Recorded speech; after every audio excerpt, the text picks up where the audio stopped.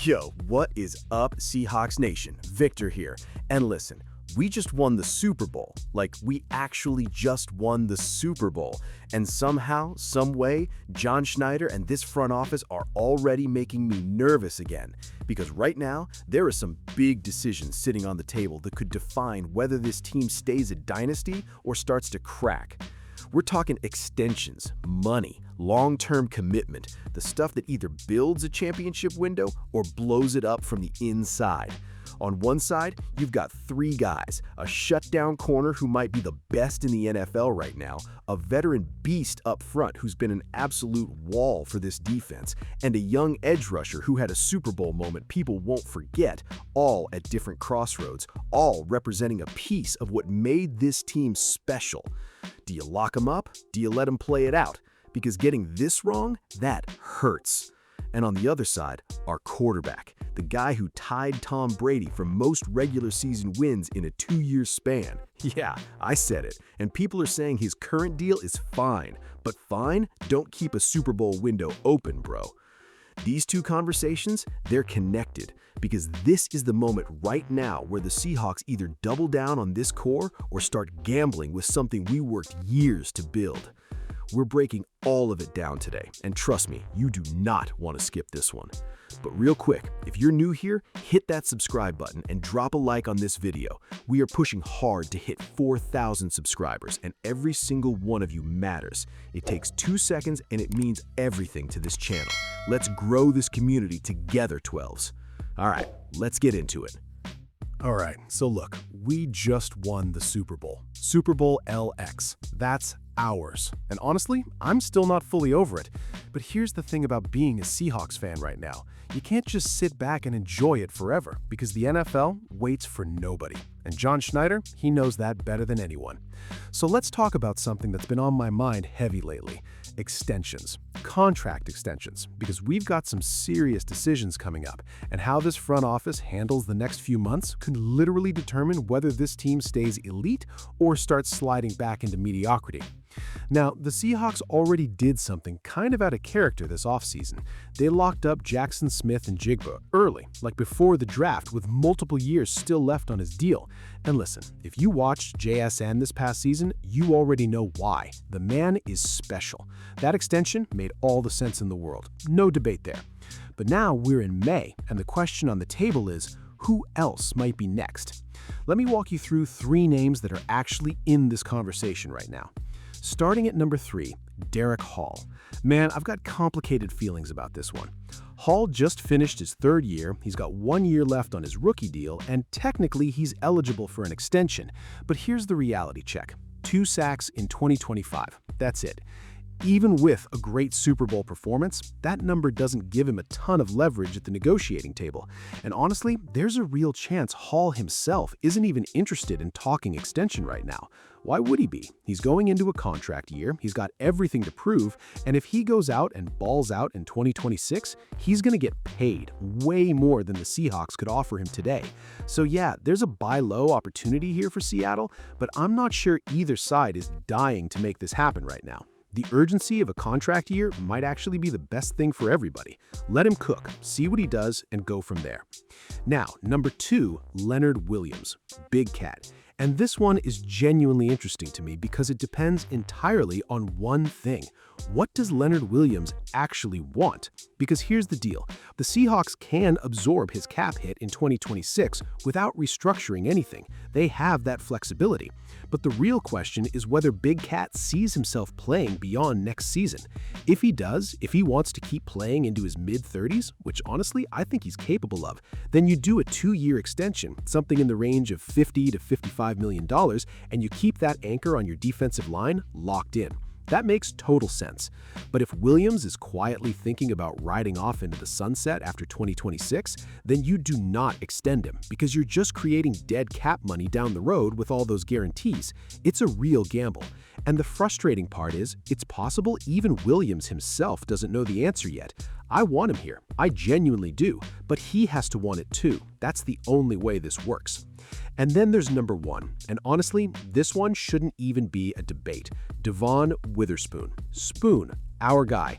Look, he still has 2 years left on his contract, so there's no panic button being pressed here, but think about what's happening around the league. Trent McDuffie just got $31 million a year on his extension with the Rams. Trent McDuffie? And with all due respect to McDuffie, Witherspoon is in a completely different conversation. We're talking about potentially the best cornerback in the entire NFL right now. So if McDuffie is getting $31 million, you're probably looking at $32, maybe $33 million per year to lock up Spoon today. Which, yeah, that's a lot of money, but here's the math that keeps me up at night. If Seattle waits until next offseason, you're looking at $35 million or more. Easily. The price only goes up.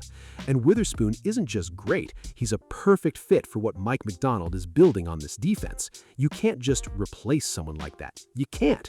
4 years, $128 million. Done. Done. I don't want to hear any negotiations. I don't want to hear any drama. Just get it done. And if you have to go to $132 million, then go to $132 million. Because I genuinely believe we haven't even seen the best version of Devon Witherspoon yet. And when that version shows up, and it will show up, I want him wearing a Seahawks uniform for a long, long time. So that's where we stand on extensions right now. 3 names, 3 very different situations, and the decisions Seattle makes in the coming weeks and months will tell us a lot about how serious this organization is about keeping this championship window wide open. But okay, here's where it gets even more interesting. Because while all of this extension talk is going on, there's another situation brewing on this roster that nobody seems to be talking about enough. A veteran, someone who has been a huge part of what this team just built. His future in Seattle is still technically up in the air. And what happened this week? There's a sign, a pretty significant sign actually, that this guy might be sticking around. And honestly, when I saw this news, I let out the biggest sigh of relief. We're getting into that right after this. Don't go anywhere. Okay, so I told you there was a sign. A real, actual sign that somebody we need on this roster is coming back in 2026. And now I'm going to break it down for you. Because honestly, when I saw this story, I just sat back and went, yeah, that's the guy. That's D-Law. So here's what happened.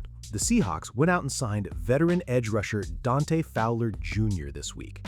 And that's good news on its own. Fowler is a proven pass rusher, experienced, knows how to win, solid addition to the room. But buried inside that announcement was something that actually matters even more to me as a Seahawks fan, because Fowler revealed that before he made his decision to sign with Seattle, he got on FaceTime with Demarcus Lawrence, his former teammate from their days together with the Dallas Cowboys, and they talked for about 30 minutes. And here's what D-Law told him. He said, if you want to win a Super Bowl, you should come here. Now just sit with that for a second, because that's not something you say casually. That's not a guy who's checking out. That's not a man who's got 1 foot out the door already. That is a 5-time Pro Bowler, a 12-year NFL veteran, actively recruiting for this organization, getting on the phone with a free agent and selling Seattle like it's the only destination that makes sense. And you know what? He's right. But the point is, why would you do all of that if you're not planning to be part of it in 2026? And look, I get it. This question about D-Law's future has been hanging over this offseason since basically the moment the confetti fell at the Super Bowl. ESPN's Brady Henderson called it one of the first questions Seattle needed to answer this offseason. Is Lawrence coming back, or is he retiring? The man is 34 years old, 12 years in this league. You can't blame anyone for wondering. But here's where we've been. The general feeling for a while has been that he's not retiring, but nobody had come out and said it flat out. The closest we got was back in March when Coach Mike Macdonald at the league meetings in Phoenix told reporters, to my knowledge, he's coming back. And I appreciated that, but to my knowledge still left a little bit of wiggle room, you know? This is different, because Brock Heward, longtime Fox analyst, former NFL quarterback, guy who knows this game, heard the Fowler story and said it perfectly. He said the Seahawks have gotten no indication whatsoever that Lawrence is retiring. And then he said something that really stuck with me.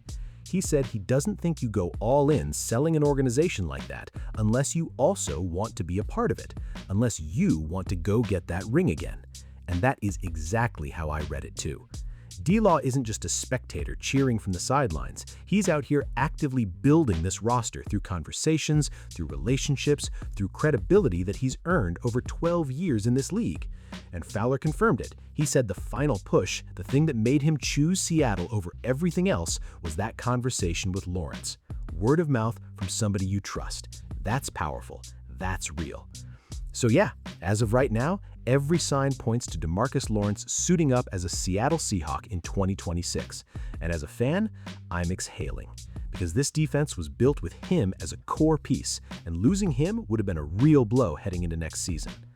And hey, before I wrap this up, real quick, if you've been watching this whole video and you're not subscribed yet, come on, man, what are we doing? Hit that subscribe button right now, drop a like on this video. We are grinding toward 4,000 subscribers, and every single one of you is part of this community. Let's keep building this together, 12s. Okay, so let's bring it all home here, because when you put these two stories together, the extension conversation and the D-Law situation, what you're really seeing is a portrait of a franchise at a crossroads. And I mean that in the best possible way.